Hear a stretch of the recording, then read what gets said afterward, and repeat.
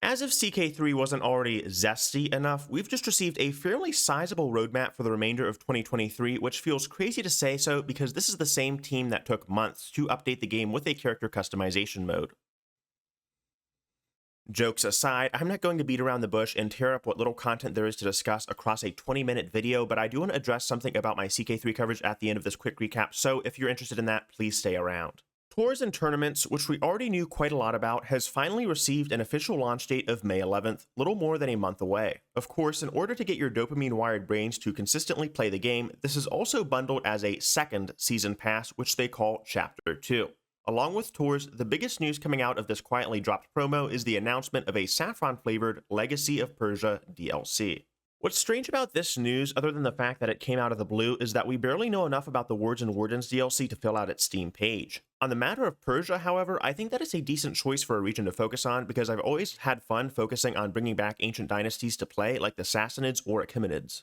This is also giving me major flashbacks to Fate of Iberia and the struggle system that the devs teased would be coming to other regions, and it's also similar in price, coming in at a whopping $12.99 USD, so Tours and Tournaments is $29.99, the same price as Royal Court, and then Wards and Wardens is a meager $4.99. I think the most shocking news to all of you is that this may be the first time in recorded history that I am complaining about a DLC price being lower. While price doesn't always correlate consistently with content quality or size, Friends and Foes is the only other pack that is listed for $4.99, and it didn't exactly inspire a revolution, if you know what I mean. I think that devs are making a pretty risky play to put all of their stock into a fairly obscure region like Persia, and I'm sorry if I have any Iranians in the comments. If anything, you would assume the reliable strategy would be beefing up Wards and Wardens because it was the sole pack that was chosen by players in a poll.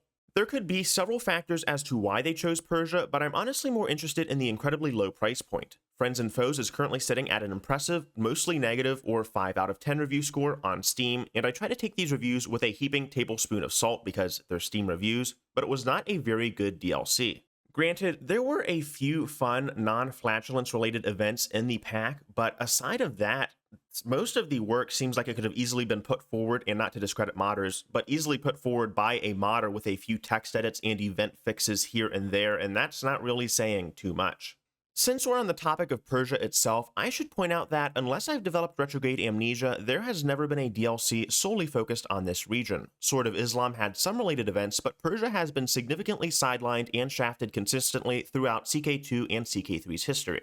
Back during the days of Holy Fury, the developers actually mentioned that they look at the player numbers for specific areas before deciding to make a DLC for them, and this makes sense when you consider that San Marino as an update would probably not sell nearly as well as a Russian-focused content update. Now, the description for the flavor pack states, this Crusader Kings 3 flavor pack lets you relive the dramatic struggle for survival and empire in the lands between the Euphrates and the Indus. With special attention to the culture and history of medieval Persia, this add-on to Paradox's award-winning strategy role-playing game introduces new systems for clan government rulers and expands on Islamic and Zoroastrian religions dominant in the region at the time. Now, I want to bring a few things to your attention. Firstly, this is going to expand well beyond Persia to cover regions like Pakistan and possibly even Iraq and Syria because the range between the Euphrates and Indus is well over 1,000 miles. The struggle they specifically mention sounds very similar or akin to what we received in Fate of Iberia, so I am praying, and I am sincerely praying, that they do not directly copy and paste every single mechanic from that pack and slap on a $12 price tag. If you read the words following Paradox's vital statement about CK3 being an award-winning strategy game, they mention clan systems, which is an area of the game I assumed Paradox dropped after Royal Court. However, I think many players were saddened by the lack of clan features, and I don't know how many players frequent Afghanistan or whether they'll see some tribal gameplay going as far as India, but this piece of information is probably the most interesting aside from the Zoroastrian update. Zoroastrianism is one of the oldest religions, and at the time of CK3 start dates, it is in a rapid decline due to recurring Muslim incursions into the region. You may be shocked to hear this, but I have quite a lot of experience with playing Persia in CK2, and expansions like Monks and Mystics, while they did not directly address Persia, continued to add on flavor to lesser-known regions even if they did not tackle them directly. A phenomenally unique and fun strategy with Persia and minority religions to an extent in CK2 was to feign conversion to your liege's religion while creating a secret religious society or cult and slowly converting your allies.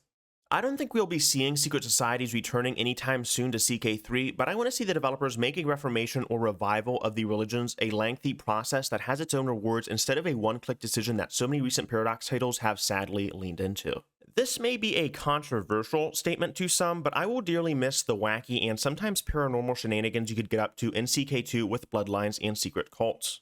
But there is something to be said for a more grounded, realistic approach, and I don't want Paradox to go as far as to completely hinder any creativity that players try to implement. In order for this DLC to be successful, like Fate of Iberia, the devs could provide a solid foundation for players to have them then build off of their actions, like the struggle system. At the same time, I hope they make meaningful changes to clan systems that make them a step above what we currently have in game, and that doesn't require gutting everything because the systems themselves are very bare bones at times. As some last food for thought, we saw the struggle create many new events between religions that typically didn't interact with each other outside of warfare. Perhaps this newer DLC can start enabling the discussion of converting from tribe to kingdom and even vice versa. Tribal governments, I feel, are in an incredibly awkward position right now because of how their mechanics don't seem to progress much as the game drags on. And while they are very fun to create absolute mayhem with, they badly require maintenance and a fine polishing. This is a little chiming in from editing extraordinaire. Not that I really edit, I just mash clips together. That's besides the point anyway.